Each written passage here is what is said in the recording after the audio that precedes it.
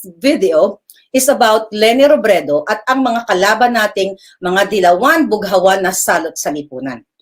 Ito po ay naisagot ko na pero hindi pulido yung pagsagot ko sa video na ito, ay sa usaping ito. Marami pa rin po kasi nagpapakalat na mga bughawan, okay, kultong bughaw at kultong dilaw, na ako po noong 2017, okay, ulitin ko, nung pumunta si Robredo dito, na nagkaroon siya ng meet and greet dito sa LA, ay ako daw po ay kinasuhan. Yung iba nga dyan, naduwag daw ako, naawa lang daw po sa akin yung mga dilawan.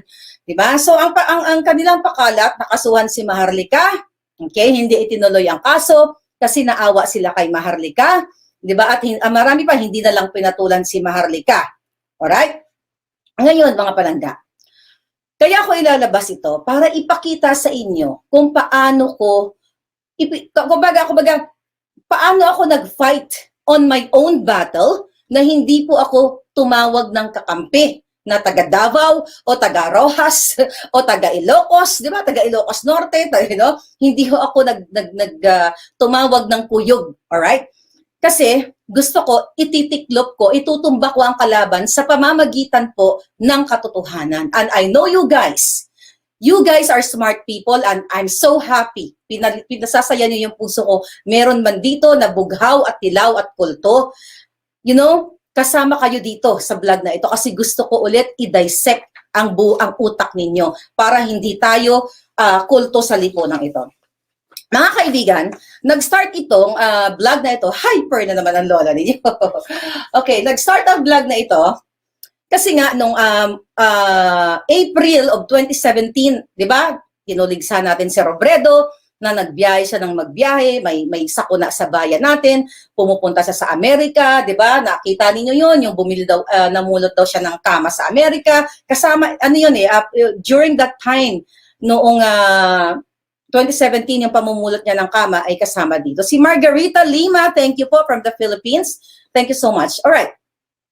Si Robredo ay pumunta dito mga palangga sa LA. Uulitin ko lang doon sa hindi nakapanood. Alright, pumunta ho siya dito sa LA, umattend ho siya, inimbitahan siya ng isang non-profit organization, okay, yung FASO, okay, yung FASO. Matagal na tong issue pero kailangan kong ilabas po para ipakita sa inyo kung paano lumaban ng para sa tama, paano lumaban ng equip ka ng ebidensya. So pumunta po dito si Robredo at wala naman siyang wala namang kinalaman sa bansang Pilipinas. Kumbaga, hindi po siya pumunta dito sa Amerika noong 2017 para maghikayat ng mga investors para sa Pilipinas, para makatulong na mag-create ng jobs sa Pilipinas. Ang ginawa po ni Robredong lugaw na yon, na ngayon trending na naman siya, di ba? Ang lugaw ay essential. Hindi essential ang lugaw, at mamaya dadako tayo doon. So, pumunta ho siya sa organization na ito, as a non-profit organization, at chinek ko yung website, okay? Again, chinek ko po yung website ng organization na nag-invite sa kanya, kung kasama ba ang pangalan ni Robredo sa event na yon. Sa kanila pong social media, sa kanilang Facebook, sa kanilang website, hindi po isinama ang pangalan ni Robredo sa publiko, sa post nila, kasi ito ay para sa akin, panlilin lang. Alam ko marami sa inyo ang alam ang isyong ito. Panglilin lang sa taong bayan. So, before the party, okay? Before that party, yung gala na yan, bago yung gala na yan, mga palangga, pumunta ako sa isang event dito sa Malibu, isang kasal yun. Mayroon akong dalawang nakilalang followers na nagsabi, Roger Mabayat, thank you palangga from the US. Meron po ako nakilalang kababayan natin, Filipino-American, dito sa Malibu, na sinasabi po niya na, Maharlika, alam mo ba na darating si Robredo dito? Sabi ko, anong gagawin niya dito? So ayun, imbitado daw siya sa isang organization. Sabi niya, alam mo ang ticket kung magkano? $300. Tapos napamura. Sabi ko, tanginang yan, hindi kahit piso, kahit libre, not libre, kahit piso, hindi ako magbabayad sa punghang na yan. 'Di ba? Kasi hindi ako mag-spend ng pera kasi private po ang event eh. Private ang event, hindi siya public. So ngayon sabi ko, hindi ako maggagastos ng pera para panoorin yung taong yan. So to make the story short, mga palangga, okay, ulitin natin, sa website nitong non-profit organization, wala pong nakalagay na pangalan ni Robredo sa invitation o sa event nila na siya ang special guest. Ito ay malinaw na panlilinlang sa mga Pilipino. Pero sa ticket na pinadala doon sa kaibigan ko, dalawang followers ko na nakilala ko actually sa event, $300. Okay, ulitin ko ulit. Tapos na ito, pero kailangan nyo makita kung paano lumaban. Ernie, thank you. Bagong member, palakpakan natin. So, $300 yung ticket.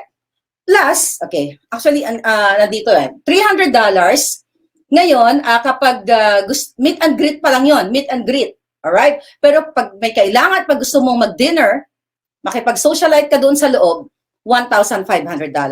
And up to this day, di ba, pinanindigan ko na katotohanan ang ibinigay kong impormasyon sa inyo. Alright, nga pala nga. So, ito yung nangyari. Ngayon, dahil sa ganung pangyayari na nag-trending yun, nag-viral yun, nag-rally tayo doon, mga palangga, di ba? Ang naging eksena doon, tinakot po ako ng kanilang kaalyado dito, ni Leni Robredo na abogada, okay, na nagmamaganda, na nagmamagaling. Okay, tinakot po niya ako mga palangga, ito, nakita niyo to? Isang damakmak na ebidensya. Nakita niyo to? Dito ba ako? Alright, yan. Isang damakmak na ebidensya, mga palangga. Isang damakmak, di ba? Okay, ano tong mga ebidensya na to? Okay, nung nag-rally kami, okay, after rally, mga palangga, ang ginawa nung amiga ni Leni Robredo na taga-FASO ay tinadtad ako ng paninira, you know, tinadtad niya ako ng pananakot sa kanyang Facebook page. Alright? So ngayon, mga palangga, itong makapal na tong mga, ito, from 2017, nakita nyo yan, mga post ho ito ng abogada ni Leni Robredo noong 2017. Thank you nga pala kay Angelina Guemo, na aking kaibigan na nag-print nito. Okay, ito po ang kanyang mga Facebook post na pinrint namin, na ipinresent ko po sa abogado ko. Mamaya makikita niyo yung ebidensya. Okay. Kulang ako kasi baka hindi ko ma-mention ang lahat ng ebidensya.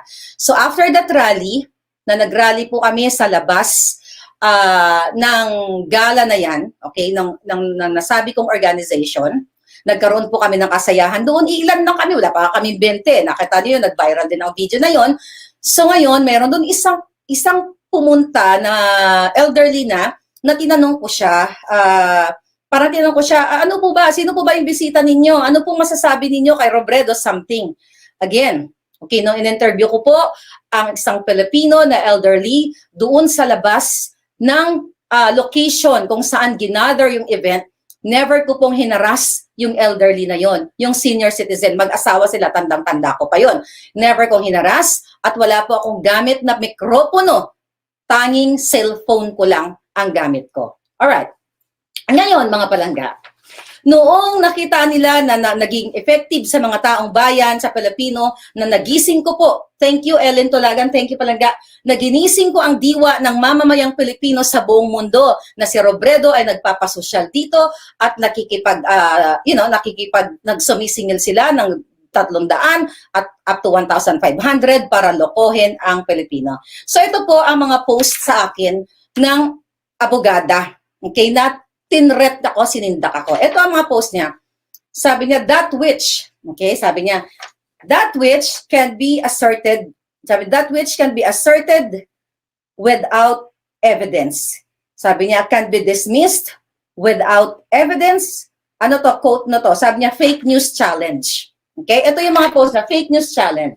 Sabi niya, ito pa, report to FB, nananawagan po sila na i-report ako sa FB na ibagsak ako. Report to FB, Twitter, IG, all harassing, libeling, slandering material. It is time to push back using legitimate means resources. Ang yabang. Yan, ito pa. Sabi pa po niya, ito pa ang sabi ng bruha, kasi natawag siyang abogada. Sabi niya, troll who defamed past fake news had gall to call me abogaga. Yap, sabi niya, I am gaga. This abogaga will suss you out, troll face. Yun ang tawag niya sa akin. Troll face daw ako. At ito pa, sabi pa niya, just the facts. Sabi niya, ma'am, just the facts. If you are convinced of the validity of your claim, Give me your name and address. Ito yung nananawagan ang abogada na ito na hinahanap ang location ko. Ito pa sabi niya, do not piss off someone whose business it is to litigate. They might zero in on you as target practice. Gagawin daw po niya akong target practice, di ba? Parang tatargetin niya ako, parang darts. So ito yon, ang dami po niyang pinost, never po ako sumagot dito. Isang buwan, pinakikaramdam ko ang mga galaw niya, yung mga pananakot niya, never akong sumagot dito sa mga sinasabi niya dahil mayabang ito, abogada ito.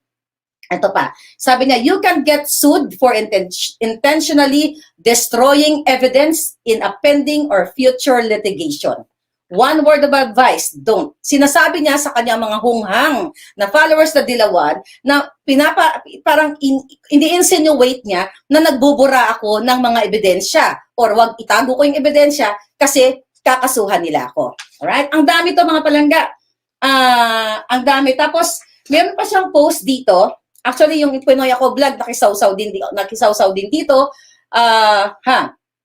Alright. Meron dito, about yung kay Sec Martin Andanar, yung nagkita kami, di ba? Basta, hindi ko na po babasahin lahat itong mga ano na to, itong mga ebidensya na to kasi abutin tayo ng 48 years. But to prove a point, para maipakita ko yung ebidensya kung paano po ako lumaban. Alright? Ito pa, imagine nyo palang mayroon tayong mugs dati, nagbibenta ako ng mugs. Actually, marami pa akong stocks kaya lang di ko lang talaga maasikaso. Imagine nyo kung gaano kababaw ang pagkatao ng abogada na amiga ni Robredo. Sabi niya dito, abogada, she is selling mugs and claims part of the proceeds will go to help the countrymen. Shall we ask her to account how much? Diba? Ang dami, ganito po kasi lumaban ang mga syunga. Diba? Pati mugs, diba? Tinatanong nila, diba? Kasi mga ano to mga wala na kasing maiba to. Ito yung mga taong, mga nakukorner. Ito pa sabi niya, a person on notice of possible pending litigation cannot escape evidence preservation obligations. There's no escaping this. Talagang mapanakot. Kapag kainan, thank you palangga. Alright. Mamaya, dadako tayo sa mga Okay. So dahil po hinaharas ako at maraming kumausap sa akin na mga trolls niya, yung mga tao dito sa LA, sabi sa akin, Maharlika, mag-sorry ka na lang. Tandaan mo, may pera ang kalaban mo. Baka maubos lahat ang yaman mo. Yun ang exact term na sinabi sa akin. Sabi ko sa kanya, mag-sorry daw ako. Okay, nag-demand ho sila na mag-sorry ako, i-retract ko lahat ng sinabi ko. Kumbaga, ibig sabihin, mamaniklohod ako, sabihin ko, sorry, Robredo, sorry kasi hindi naman talaga totoo. Mga kababayan, patawarin niyo po ako, sorry, nagkamali lang po ako, hindi po lahat totoo ang sinabi ko, chuchong ganyan. Gusto nila maganon ako. Ang sabi ko doon, sa kanilang, ang kanilang troll na pinaka-contact sa akin, sabi ko, lalaban ako, okay? Wala silang uubusing yaman sa akin. Baka yung yaman nila ang uubusin ko sa kasong ito. Alright.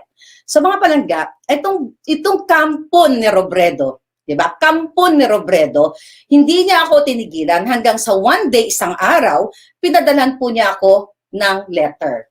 Ito na ang letter, kumanda na kayo at babasahin na natin. Right? Letter number 1, mga palangga kung di ko man kayo, yung mga nagbigay ng letter, di ko man kayo mapangalanan, next video, kung makaligdaan ko, papangalanan ko kayo. Kasi kailangan maintindihan natin to. Alright. Okay na. Ito. Mga palangga, ito yung unang letter ng abogada sa akin. Ayan, nakita niyo ba ako? Alright. Yan yung letter. Babasahin ko yan para maintindihan ninyo. Okay? Ang sabi niya dito, okay, nakita niyo yan?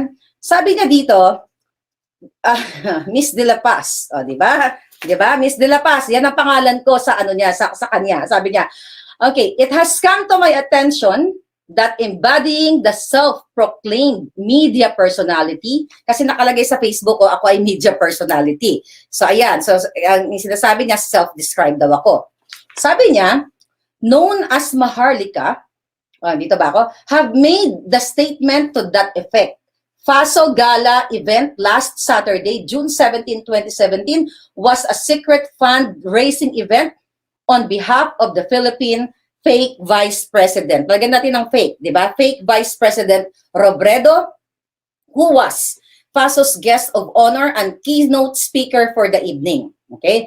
It has further come to my attention and many others that you and others made this statements in public and disseminated them on your various social media accounts, including YouTube and Facebook. Ito ang sabi niya, FASO 501c, a non-profit organization, is prohibited by U.S. tax laws from contributing to any political parties, personalities, and their political purposes. Okay?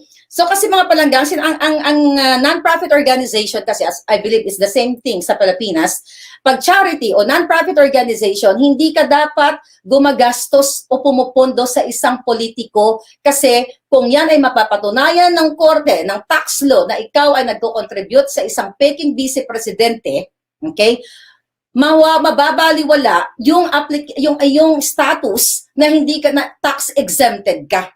Nakuha niyo po? Kaya yung mga non-profit organizations, hindi po sila nagbabayad ng tax. So, ito ang sinasabi niya dito.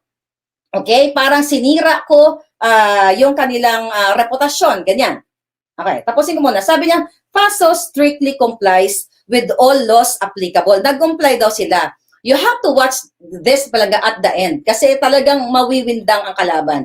Statements attributed to Maharlika and others alleging that FASO raised funds for financially contributed to a politician are false and damaging to FASO. Kaya nanggagaliti sila sa galit dahil alam nila na talagang pag ito ay kumalat ang kanilang pakikipag elbow to elbow sa isang peking vice president at nagbigay sila ng support dito sa taong to, nagbigay ng pera, mananagot sila. Sabi niya, its reputation and the reputation of its board members, it has exposed FASO to the false impression that it was violated the terms and condition of its non-profit status. Yun na nabanggit ko. Diba? Sabi niya, magbabiolate sila ng batas. Okay. Ngayon, mga palangga. Ito, sabi niya, in the process of accumulating evidence in this regard, including witness statements from people who observed and attended rally, ako, kinakausap niya, you and others organized, at kasama ko ang mga grupo ko, last June 17, outside the Fremont Place, dito sa Elian, and which event you organized and publicized, it has come to my attention that you have in your possession evidence of the defamatory statements you made. Defamatory, ibig sabihin, paninira, walang katotohanan.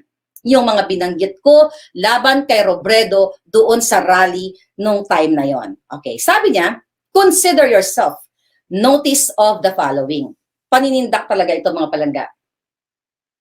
Alright, so ngayon, mga palangga, okay, sabi niya, number 1, demand is hereby made that you immediately cease and desist from making and publishing these false and defamatory allegations that FASO event was to raise funds for fake Vice President Robredo. Itigil ko daw, wag na raw ako magsalita dito sa event na ito. Di ba? Na wala daw katuturan ang sinabi ko na si Robredo ay naningil sila sa pamamagitan ni Robredo dahil bisita nila ng $300 to $1,500. Number 2, palangga. This is learning, mga palangga, kung paano tayo lumaban kahit wala tayong pera. Number 2. Further, a demand is hereby made upon you that you issue a public retraction.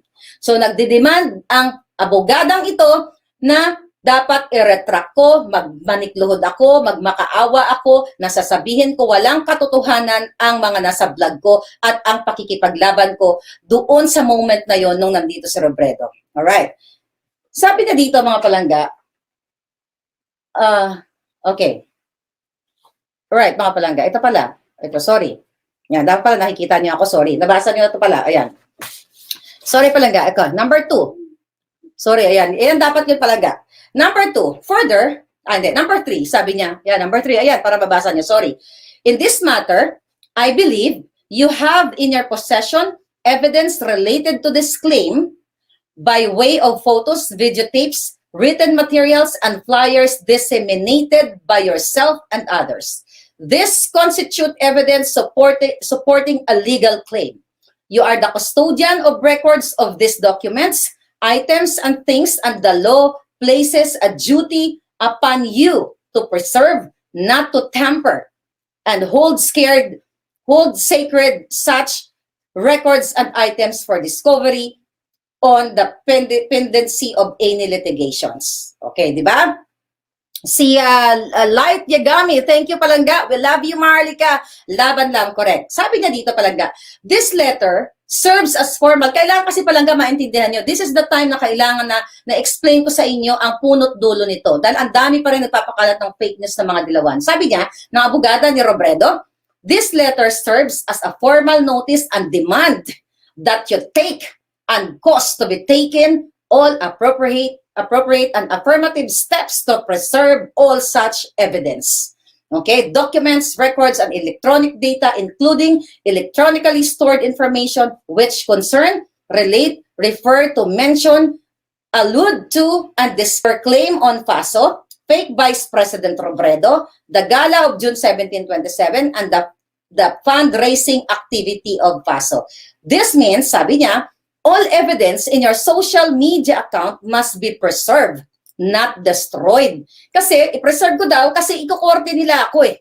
Talagang sisindakin ako, pananakot, dahil hindi nila ako titigilan. Nakita nyo, 1 month ako, mahigit 1 month akong sinisindak nitong kampo ni Robredo. Okay, sabi niya, number 4, I am also putting you on notice that one of the persons you personally accosted, okay, accosted on her way. Meaning, accosted, hinaras ko, hinarang ko, o kumbaga, binangga mo, na, parang sa Ilonggo ba, binanggaan mo, parang, wag kayo pumasok, something like that. Yun ang ibig sabihin. Her way to the event was offended by your act of impeding her way and shoving a microphone into her face. Tandaan nyo to ha, shoving a microphone into her face. Ibig sabihin, sinungalngal ko daw, okay, sabi ng abogada sa salitang Tagalog na maintindihan natin, sinungalngal mo, Maharlika, ang isang attendee.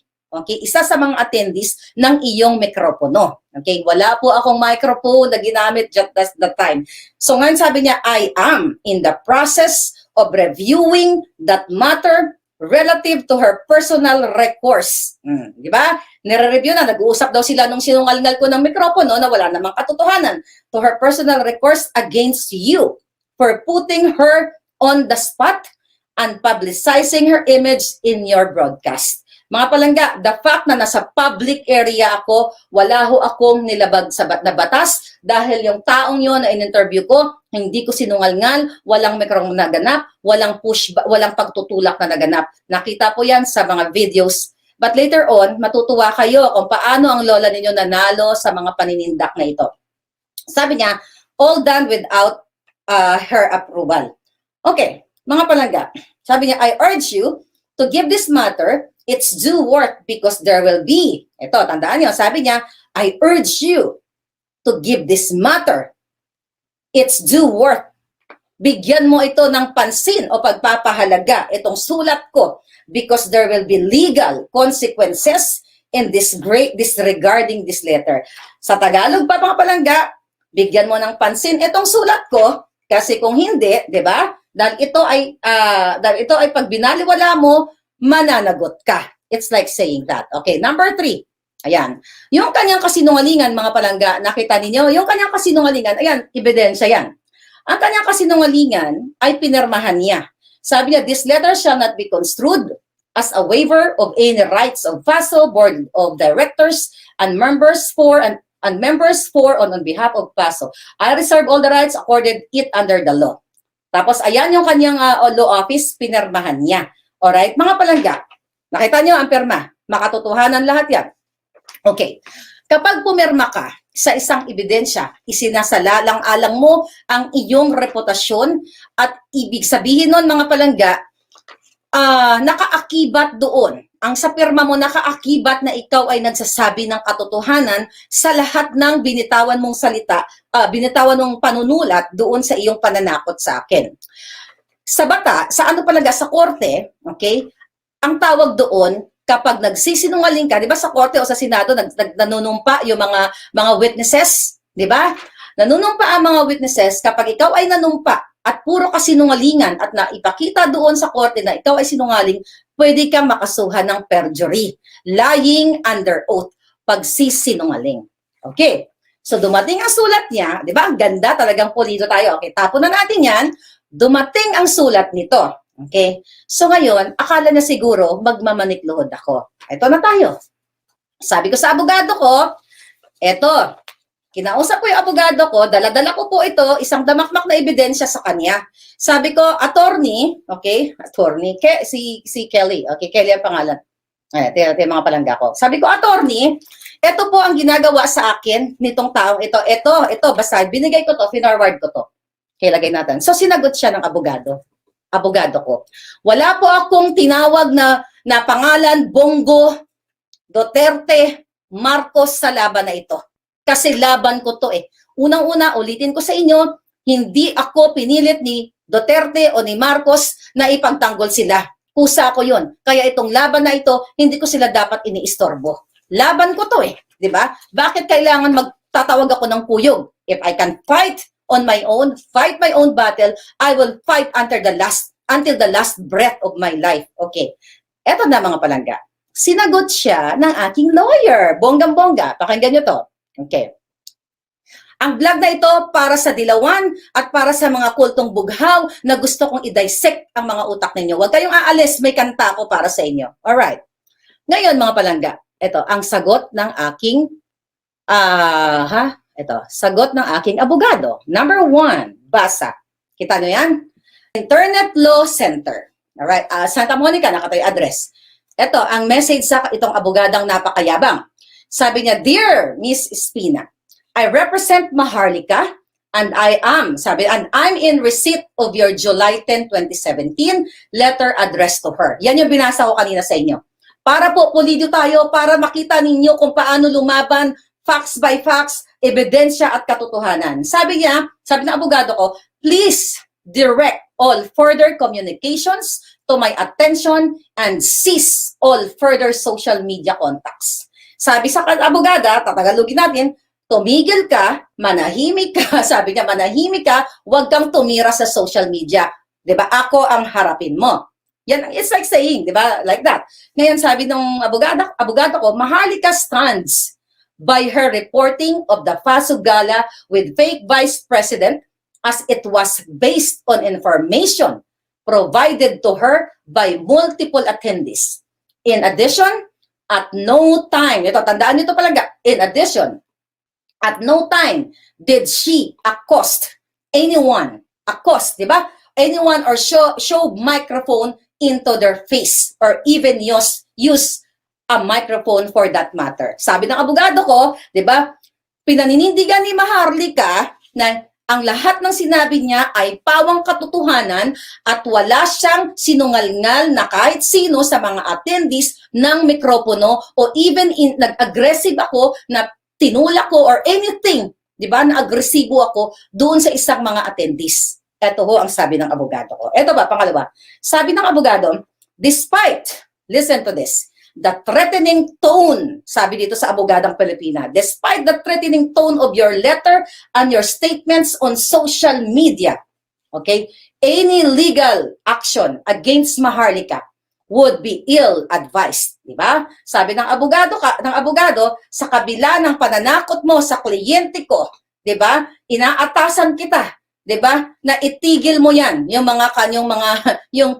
pagkukuda mo sa public court, which is sa social media, sa blogosphere, di ba? Ngayon, sabi pa ng abogado, often this type of claims against bloggers do not end well for plaintiffs as they often trigger in backlash in the blogosphere that only increases and prolongs the negative publicity from the report in what is commonly known as the Streisand effect. Okay, sabi nito, sa sulat dito, itong mga ganitong klaseng mga kaso, mga paninindak, pananakot mo, especially sa katulad ko, ay hindi ito favorable sa inyo, sa nagrereklamo.